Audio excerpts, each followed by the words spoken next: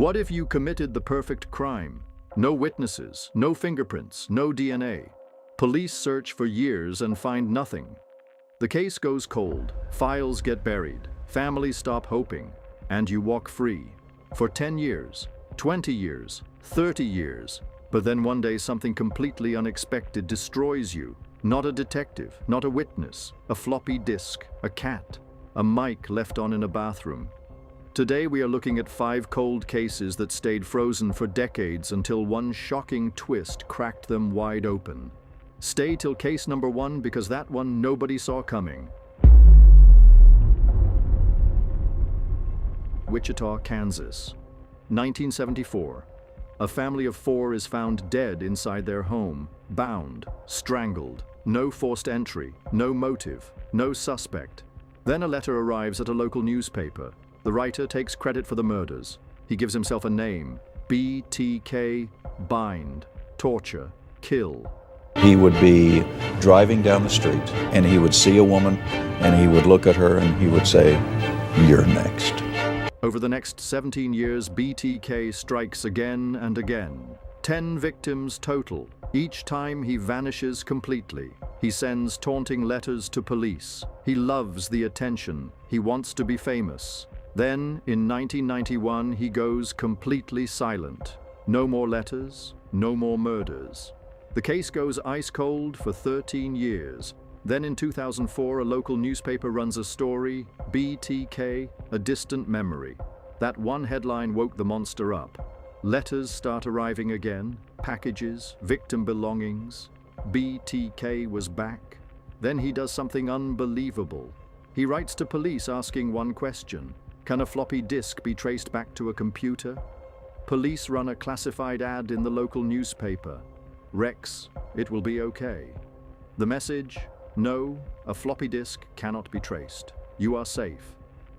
They were lying.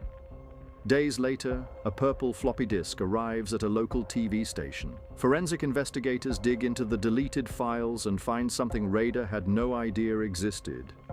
Metadata, hidden information automatically stored, invisible to the naked eye. It said the document was last edited at Christ Lutheran Church, and the username? Dennis. Investigators find the church website, find the council president, Dennis Rader. From floppy disk to arrest, 9 days. Dennis Rader was a church president, a city compliance officer, a husband, a father, a monster hiding in plain sight for 30 years. After his arrest, when asked how he got caught, he said, "The floppy did me in." California, 1976. A ghost begins haunting the state. He breaks into homes at night, silently, expertly. He studies his victims for weeks before striking. He knows their routines, their layouts, their schedules. Over the next 10 years, this phantom commits 13 murders, over 50 assaults, and 120 home burglaries across 10 different counties. Police have DNA from crime scenes, but no match, no name, no face. In 1986, he simply disappears. The case goes cold for over 30 years. Then a true crime writer named Michelle McNamara becomes obsessed with catching him. She spends years researching, interviewing, digging. She calls him the Golden State Killer. She writes a best-selling book, but she never gets to finish it. Michelle McNamara dies in 2016 before the killer is caught. Her book is published. An HBO documentary follows. The world is watching. One investigator named Paul Holes had been working this case for 25 years. He takes the killer's old crime scene DNA and uploads it to a public genealogy website, the kind of website regular people use to find their great-grandparents. He gets a hit. A distant relative of the killer had uploaded their own DNA to trace their family history. They had no idea what they just helped solve. From that one match, investigators build 25 family trees, thousands of relatives, hundreds of branches, until one branch leads to a 72-year-old man living quietly in a suburb of Sacramento, a retired police officer, completely unremarkable. His name, Joseph James D'Angelo. They collect his discarded DNA from a napkin and a razor. Perfect match.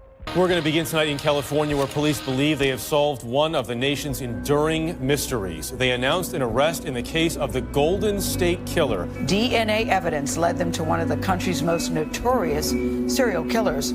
Joseph James DeAngelo was arrested yesterday. We've solved the case of the century. The man who terrorized California for a decade was a cop. He knew police procedure. He used that knowledge to stay free for 40 years. Joseph James DeAngelo pleaded guilty to 13 murders. He is now in prison for life. A website built to help people find lost relatives just closed one of the most notorious cold cases in American history. Robert Durst came from one of New York's wealthiest real estate families. Rich, connected, and over the course of his life, linked to not one, not two, but 3 suspicious deaths. 1982, his wife Kathy disappears. Body never found, case never solved. 2000, his close friend Susan Berman is shot in the head inside her Beverly Hills home. No arrest. 2001, his neighbor in Texas is found dismembered. Durst claims self-defense. A jury acquits him. 3 deaths, 0 convictions. Robert Durst walks free every time. Then in 2015, HBO releases a documentary called The Jinx. Near the end, filmmakers confront Durst with devastating evidence. A letter he wrote that only the killer could have written. Durst has no answer. The interview ends. He gets up and walks to the bathroom. What he does not realize, his wireless microphone is still on. Alone in the bathroom, talking to himself in the mirror, he whispers, "What the hell did I do?" Killed them all, of course. The producers freeze. They go back through the audio, find the clip, hand it to police. Robert Durst was arrested the morning before that final episode aired, convicted of first-degree murder in 2021. He died in prison in 2022. A hot mic in a bathroom ended 40 years of escaping justice. Prince Edward Island, Canada, 1994. A woman named Shirley Duguay is found murdered in the woods. Police suspect her ex-partner Douglas Beamish. He had motive. He had a history of violence. He had no alibi. But suspicion is not evidence. Then, near the burial site, they find a blood-stained leather jacket. Inside the jacket, a few small white hairs, not human hair. Cat hair. Police know Beamish's family owns a white cat named Snowball, but this is 1994. No one has ever used pet DNA as criminal evidence before, not anywhere in the world. Investigators contact a genetics lab in the United States. Scientists extract DNA from the white hairs found in the jacket. They collect a sample from Snowball. They run the test. The hairs from the murder scene jacket matched Snowball's DNA perfectly. It was the first time in history that pet DNA was used to secure a murder conviction. Douglas Beamish was found guilty, and Snowball the cat, without ever knowing what she did, brought a killer to justice. San Francisco, 1969. A killer the world will never forget sends a letter to a newspaper. Inside, a coded message. 340 symbols, rows and columns of ciphers.